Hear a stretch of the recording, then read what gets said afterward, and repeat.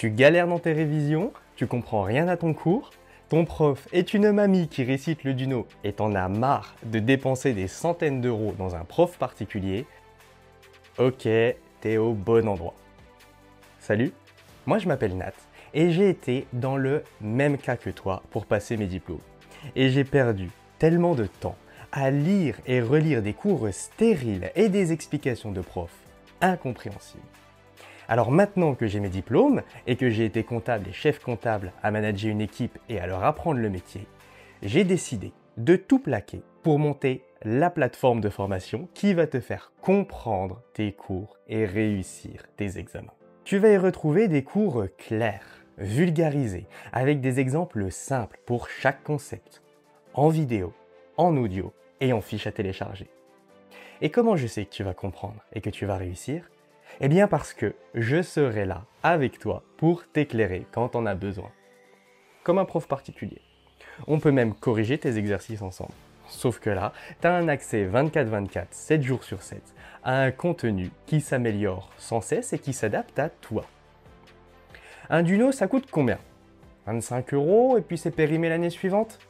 Et une école, c'est 6 000, 8 000, 10 000 € à l'année pour que tu galères ? Allez, oublie tout ça, aujourd'hui j'ai une offre de lancement.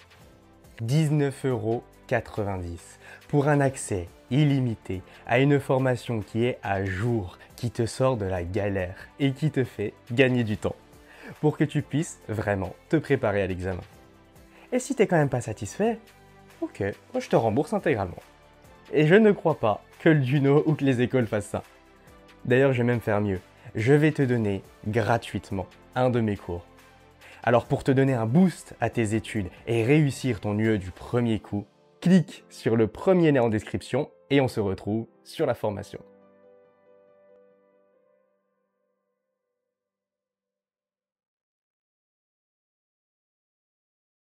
Chapitre 13. Analyse de la valeur. Premier point, définition.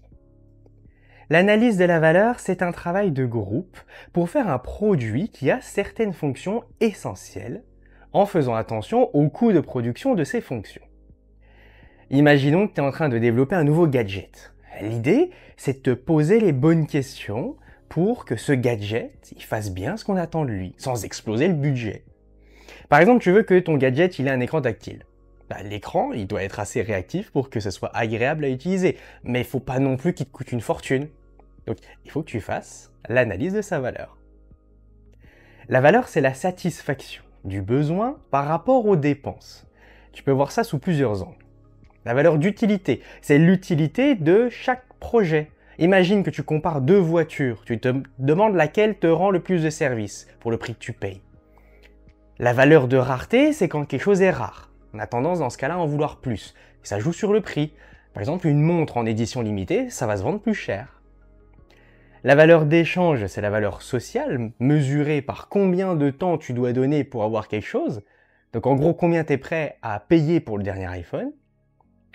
Et la valeur d'estime, c'est ce qui rend un produit désirable. Par exemple, cette paire de baskets de marque que tout le monde veut parce qu'elles sont très stylées. La valeur d'un produit, c'est le jugement que tu lui portes, basé sur tes attentes et sur tes motivations. Plus tu en as besoin, plus la valeur du produit elle augmente pour toi. Une bouteille d'eau dans un magasin, ça vaut pas grand-chose. Mais si tu es assoiffé dans le désert, tu vas être prêt à la payer mais 10 fois son prix. La qualité d'un produit, elle dépend de la pertinence et de l'exhaustivité des fonctions qu'il offre et de sa capacité à satisfaire ces fonctions. Par exemple, si tu achètes un aspirateur robot, sa qualité dépendra de sa capacité à bien aspirer partout chez toi, sans se coincer dans les meubles, en faisant peu de bruit et en se rechargeant vite. Point suivant, la méthode de l'analyse de la valeur. L'analyse de la valeur, ça se passe en plusieurs étapes. D'abord, tu fixes un objectif clair. Par exemple, tu veux un nouveau modèle de chaussures de sport qui soit super confortable et pas trop cher. Puis 2, tu collectes des infos, tu rassembles toutes ces informations sur les matériaux, les techniques de fabrication, ce que veulent les clients, etc., etc. Puis tu fais une analyse fonctionnelle. Tu définis ton produit en termes de fonction. Une fonction, c'est une action que le produit doit réaliser pour répondre à un besoin. Genre pour tes chaussures, la fonction principale, c'est de bien maintenir le pied. Une fonction complémentaire, c'est que la chaussure elle soit légère. 4.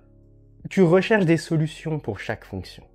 Par exemple, quel type de mousse utiliser pour la semelle pour qu'elle soit à la fois légère et confortable. 5.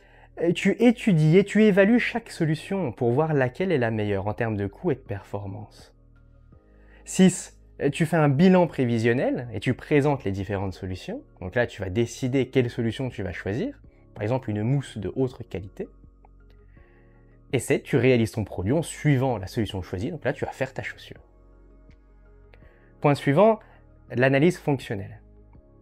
L'analyse fonctionnelle, c'est quand tu définis ton produit en termes de fonctions. Chaque fonction est une action que le produit doit réaliser pour répondre à un besoin de l'utilisateur. Par exemple, tu crées une nouvelle application de fitness.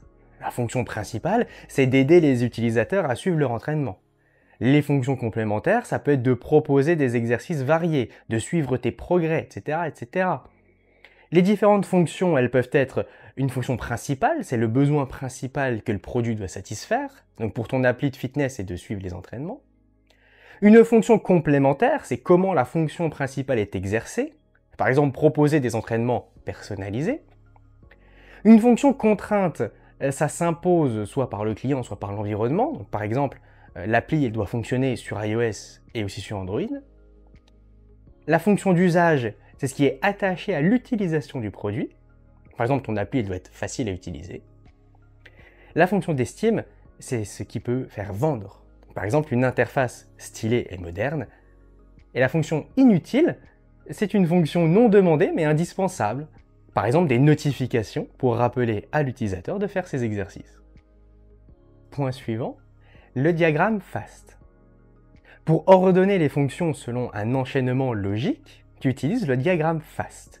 C'est un diagramme pour répondre aux questions pourquoi, comment et quand. C'est un peu une carte mentale qui te montre les relations entre les différentes fonctions. Imagine que tu crées une nouvelle montre connectée. Avec le diagramme FAST, tu commences par la fonction principale, disons suivre l'activité. Ensuite, tu te demandes comment cette fonction est exercée, par un capteur de mouvement. Pourquoi est-ce qu'elle est là? Pour aider l'utilisateur à rester en forme. Quand elle est là, quand l'utilisateur se met en mouvement, et ainsi de suite.